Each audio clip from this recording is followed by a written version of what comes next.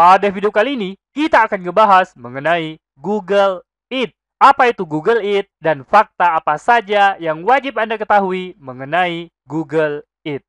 Penasaran? Yuk simak semuanya dalam video kali ini.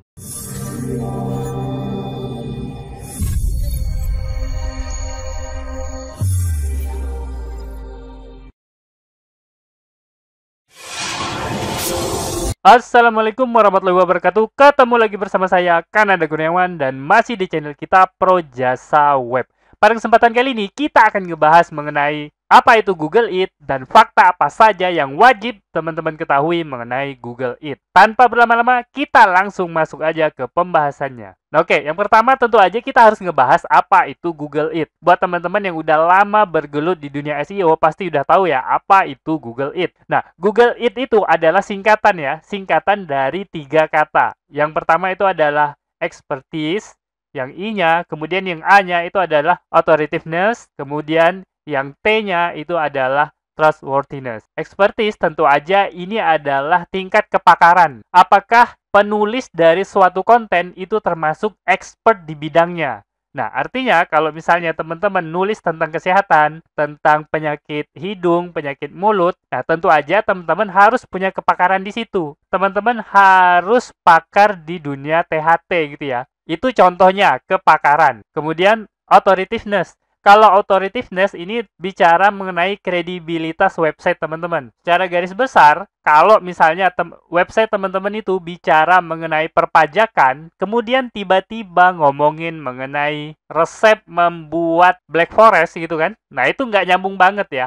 Kemungkinan besar itu authoritativeness-nya itu akan berkurang. Artinya, sebisa mungkin teman-teman pakar dalam satu hal. Websitenya juga begitu ya. Websitenya jangan dibuat campur aduk. Coba konsentrasi ke dalam satu topik aja. Kemudian yang terakhir itu adalah trustworthiness. Artinya tingkat kepercayaan. Pastikan setiap konten yang teman-teman sajikan itu adalah konten yang benar. Jangan sampai hoax, apalagi mengandung kebohongan. Jika teman-teman menyampaikan informasi mengenai keuangan, kesehatan, atau informasi-informasi yang dapat berefek langsung kepada jiwa seseorang, maka itu wajib harus memiliki sumber yang jelas dan dapat dipercaya. Nah, itulah secara garis besar ya, pengertian Google Eat.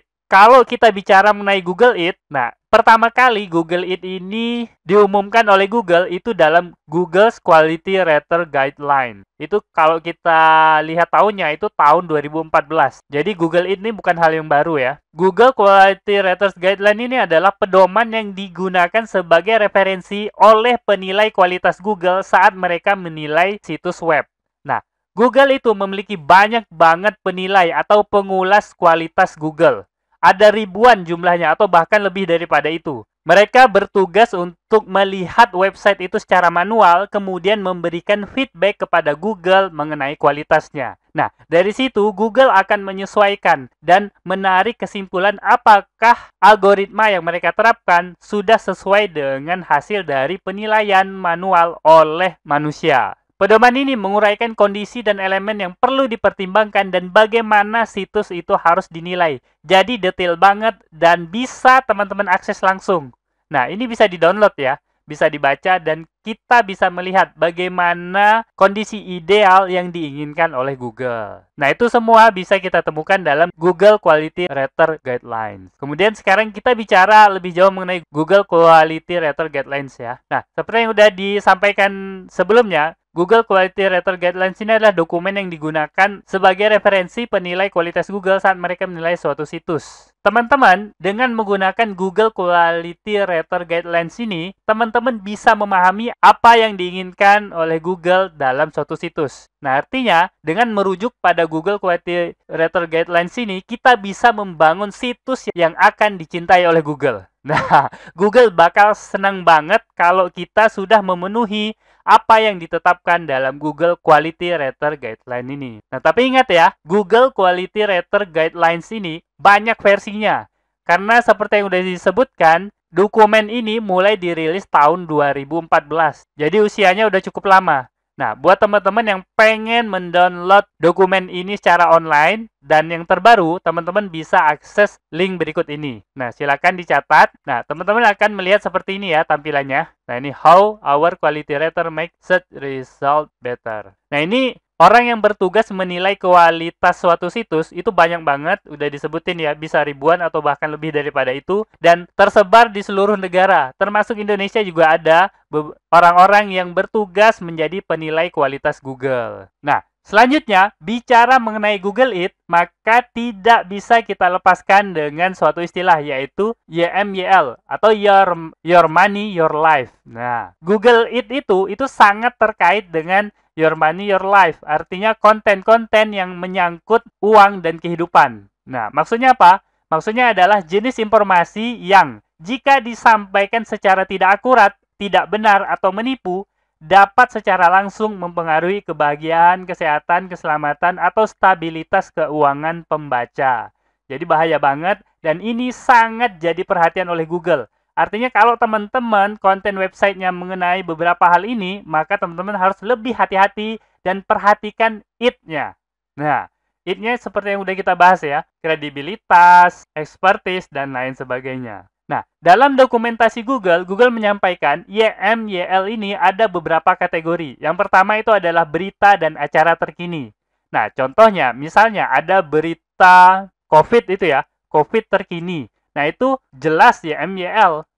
Nggak bisa teman-teman menulis sembarangan mengenai COVID. Nah, apalagi kalau sampai tulisan itu salah. Nah, itu kemungkinan besar website teman-teman bisa bermasalah dengan Google.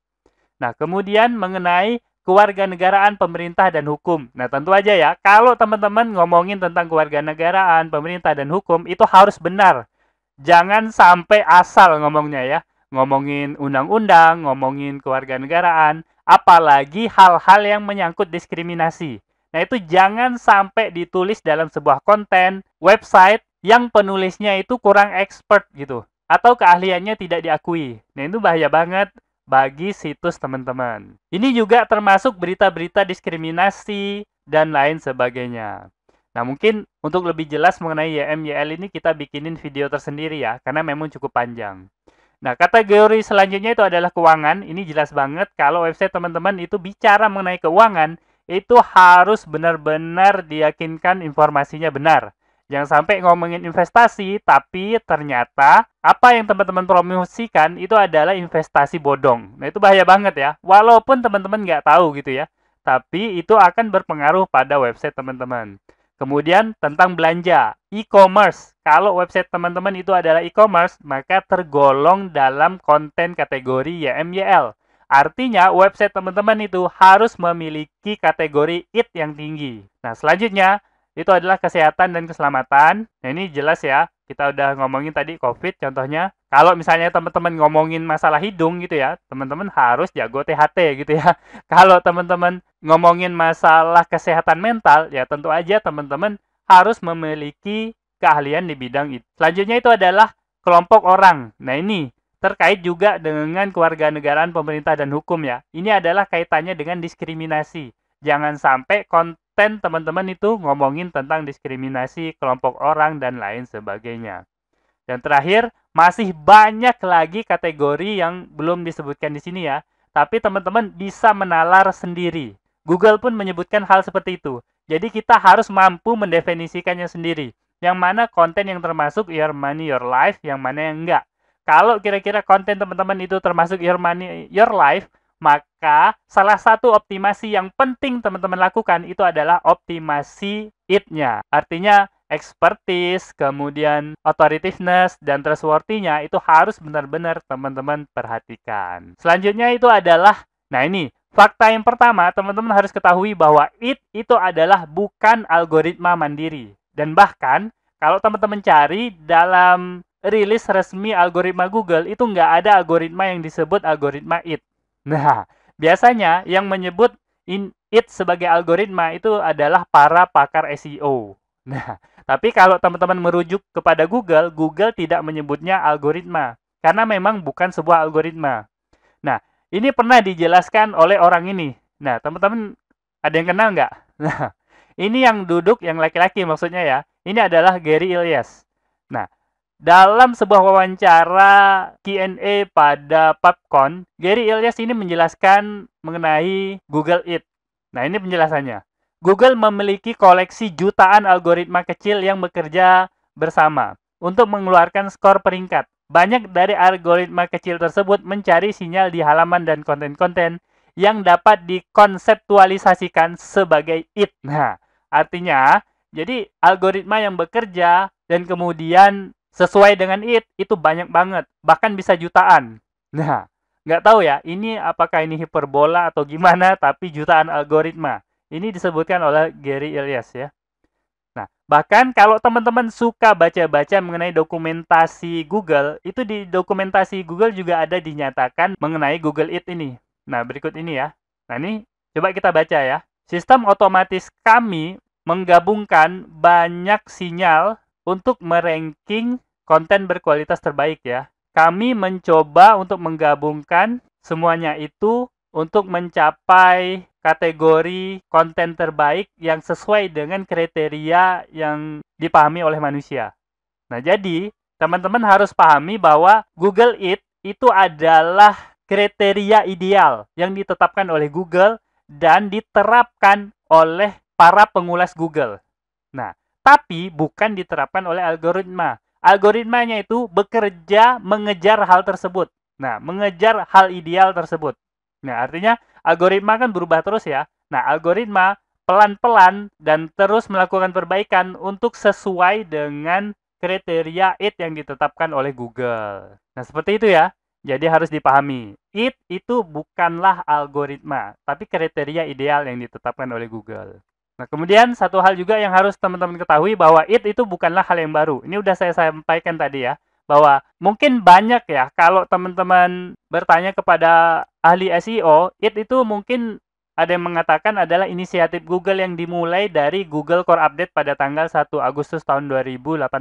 Nah, mungkin banyak yang bilang gitu ya. Tapi ternyata kalau kita telusuri, it itu pertama kali diperkenalkan pada Google Quality Guideline versi 2014. Jadi udah cukup lama. Nah, kemudian mungkin ada juga teman-teman yang bertanya, bagaimana cara Google mengukur it? Nah, sayangnya tidak ada orang di luar Google yang tahu jawabannya. Termasuk saya, termasuk para pakar SEO. Jadi kalau ada para pakar SEO yang bilang, begini loh cara Google mengukur it, maka itu bisa dipastikan adalah kebohongan. Google tidak pernah memberitahukan kepada publik bagaimana ia mengukur skor it. Nah, satu lagi informasi yang wajib teman-teman ketahui bahwa tidak ada Google It Score. Nah, Gary Ilyas pada acara yang sama itu menyatakan bahwa tidak ada skor it internal atau skor YMYL. Jadi jangan khawatir atau jangan pusing mengenai skor it teman-teman, karena memang it itu nggak ada skornya. Nah, kemudian, ini satu lagi yang harus teman-teman ingat, Google It itu bukanlah untuk semua orang. Kenapa? Karena semakin YMYL suatu konten, maka semakin it itu diperlukan. Tapi kalau konten teman-teman itu nggak ada sangkut pautnya dengan YMYL, maka teman-teman nggak perlu pusing dengan Google It. Misalnya konten teman-teman mengenai hobi musik gitu ya, atau hobi mancing. Nah, itu teman-teman nggak perlu memikirkan mengenai Google It, karena itu tidak termasuk kategori konten YMYL. Nah, tapi kalau memang konten teman-teman itu mengenai kesehatan, maka teman-teman memang harus fokus kepada Google It-nya. Harus diperhatikan betul-betul. Selain itu, teman-teman juga tetap harus memperhatikan SEO on page-nya, SEO off page-nya, dan bahkan technical SEO pada website teman-teman. Karena itu adalah suatu paket ya, nggak bisa dipisahkan, nggak bisa diperhatikan satu persatu. Harus semuanya. Google It-nya juga, on page-nya juga, off page-nya juga, bahkan technical SEO-nya. Oke, mungkin itu ya sedikit informasi mengenai Google It dan fakta-fakta yang harus teman-teman ketahui. Nah, kita sampai kepada simpulan. Jadi simpulannya, perhatikan it pada setiap konten yang teman-teman buat. Nah, apalagi kalau konten teman-teman itu YMYL. Nah, kemudian cara untuk meningkatkan it itu akan dibahas pada video yang berbeda ya. Karena memang lumayan panjang caranya dan tidak bisa kita jelaskan pada video kali ini. Nah, buat teman-teman yang pengen mengetahui lebih jauh mengenai Google It ini, teman-teman bisa baca pada artikel saya di projasayut.com/Google It. Nah, oke. Mungkin itu aja yang bisa saya sampaikan. Semoga aja video ini dapat bermanfaat buat teman-teman. Dan saya akhiri. Assalamualaikum warahmatullahi wabarakatuh.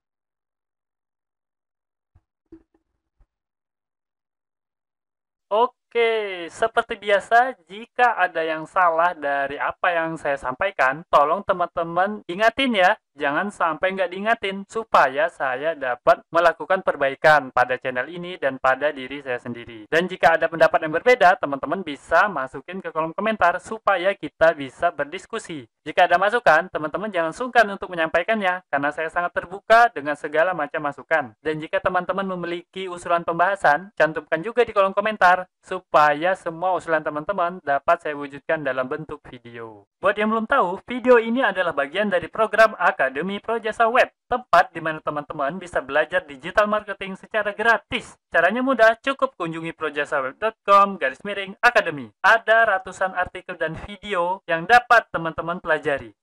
Jika ada pertanyaan mengenai materi, teman-teman tinggal hubungi saya melalui email info@projasaweb.com.